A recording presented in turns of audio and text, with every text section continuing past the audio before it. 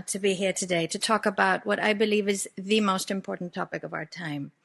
The title of my talk, Transhumanism, the Endgame, probably gives away my take on the matter. I'm not going to get into the technical aspects of transhumanism, though I do believe that one of the problems with faith with regards to public understanding of the matter is that it encompasses such a wide range of things. And we've seen some of them, but from genetic engineering, implant technology, artificial intelligence, nanotechnology, all the way to cybernetic prosthetics. Although all of these things fall under the transhumanist label, I think there's a very important distinction to be made between technology that seeks to assist people with a disability in order to regain a normal quality of life, and technology that seeks to transform us entirely.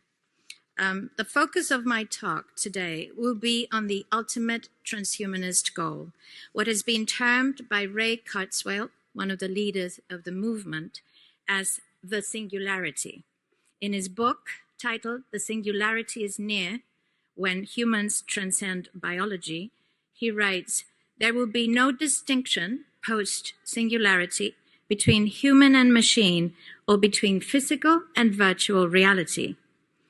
It's very important to understand that transhumanism is simply the transitional stage between humanism and post-humanism.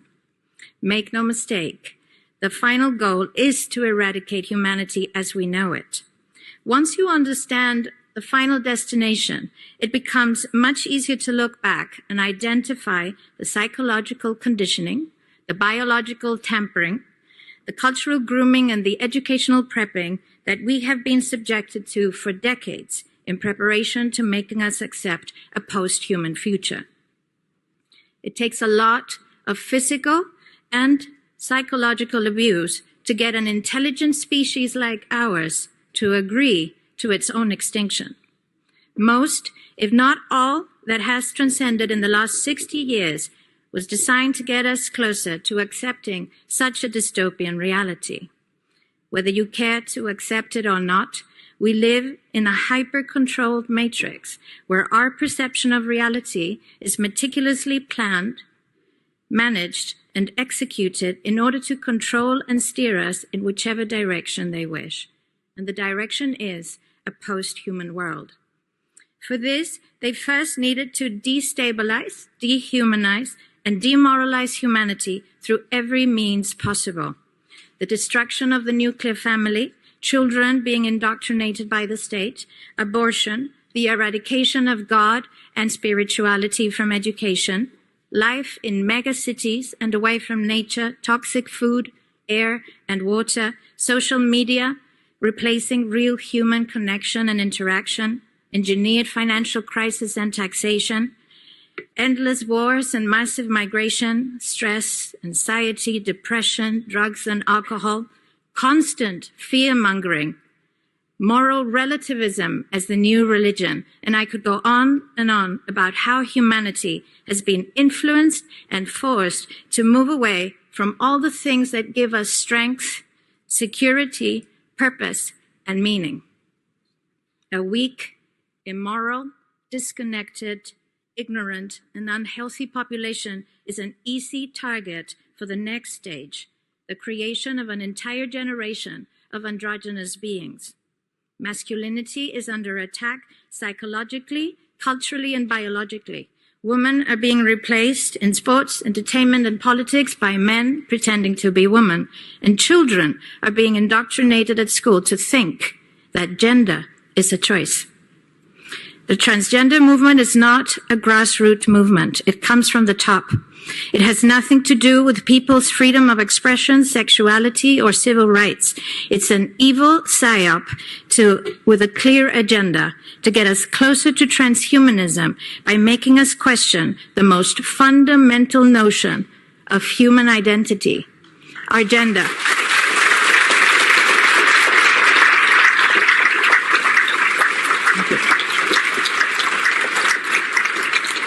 If you don't know who you are, if you already identify as a hybrid between a man and a woman, you will be easily convinced to become a hybrid between human and machine. Gender ideology is the 2 + 2 = 5 from George Orwell's 1984 dystopian novel. It's the final test to see whether we will follow the most absurd party line towards our own extinction. But 2 + 2 = 4. And no matter how you choose to dress, call yourself, or change your physique, will not change that. The sad reality, though, is that in the gaslighting process to get us closer to a post-human future, they have mentally and physically harmed an increasing number of children and young people, and it's only getting worse. This must be stopped.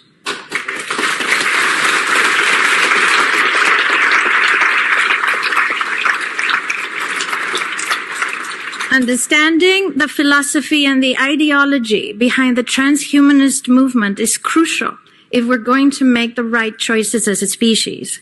Transhumanism stands on the premise that there is no God, that there is no spiritual realm, and that we possess no soul. Does anybody feel like a soulless being in this room? It is the most materialistic and Darwinian understanding of who we are. And in my opinion, it is the most reductionist and frankly insulting notion of humanity. For decades, we have been prepped and groomed to accept the notion that without technological enhancements, we will not survive the future, but instead become obsolete. Yuval Noah Harari is doing a marvelous job at convincing everyone that we will become what he calls the useless class in the face of a world driven by AI, that we are simple, hackable animals restricted by our own biology. But the truth, however, is very, very different. They don't want to alter us because we are flawed, weak, and limited. They want to alter us because we are none of those things. And it's increasingly difficult to control the billions of resourceful, resilient, and creative humans that we are. There is a reason why it's called artificial intelligence. And that's because it is artificial. It's not real intelligence. Real intelligence necessitates of consciousness, something that machines will never possess. And in any case, who said we wanted to merge with machines? Why should we allow some megalomaniac nerds and their big tech billionaire friends dictate our future? I think most people just want to be able to live a peaceful life in a healthy environment where they can pursue their dreams. Technology must be at our service, not to replace us or destroy us. Give us free energy, and the world will transform instantly.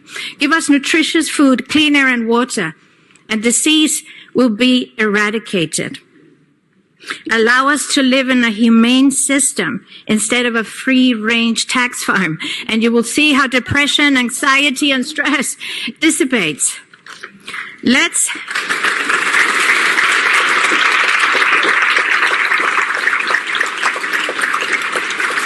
Let's use technology to make our lives more humane, not to make humans a thing of the past.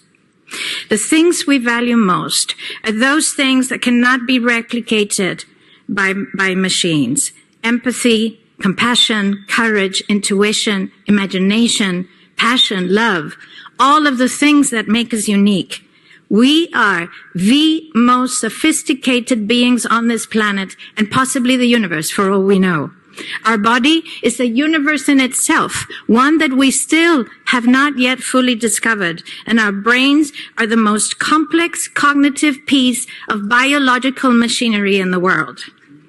Just to give you a sense of our brain power, in 2013, joint teams of researchers from Japan and Germany got together to simulate a single second of human brain activity. They created an artificial neural network of 1.73 billion nerve cells connected by 10.4 trillion synapses. Sounds very impressive, but actually it's only a fraction of every human being's nerve cells.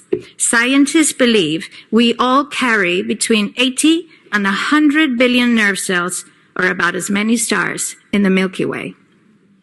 the researchers were actually not able to simulate the human's brain activity in real time. And it took 40 minutes with a combined muscle of 82,944 processes to get just 1 second of biological brain processing time. But they want to make you think you're useless. They don't want to make you better. They don't want to make you a superhuman.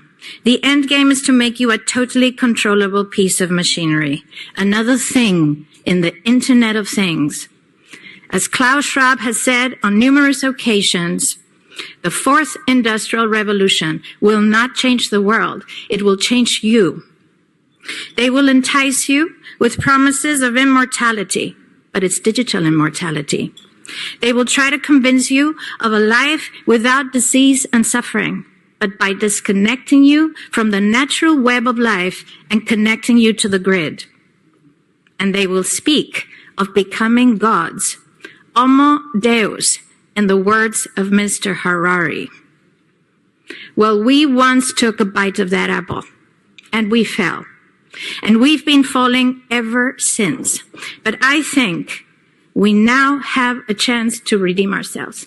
We now have a chance to change our ways, to understand our foolishness, to see where we went wrong, a chance to walk in the right direction with appreciation, with humility, with courage, with truth, with faith, and with love.